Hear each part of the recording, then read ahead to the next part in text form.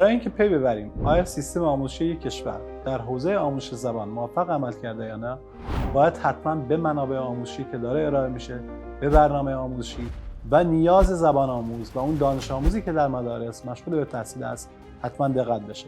به شخصه تا جایی که دیدم در مدارس بین‌المللی حضور داشتم، بازدید به عمل آوردم، برنامه‌های آموزشی مختلف رو نگاه کردم.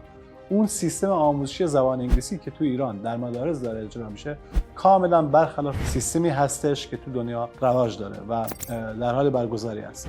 مطمئنم خیلی از شماها میدونید که محتوای آموزشی کشور ایران به روز نیستن و از اون سیستم‌های سنتی هنوزم در مدارس داره استفاده میشه. چرا فرزندان ما بعد از سپری کردن مقطع راهنمایی و مقطع دبیرستان 6 سال میشه جمعاً و کسی که لیسانس هستش یعنی حدوداً 4 سال بعد از 10 سال قادر نیستند فردی که کارشناس یک رشته تخصصی است 2 کلمه انگلیسی به صورت واضح تکلم بکنه و این بزرگترین ایراد هستش.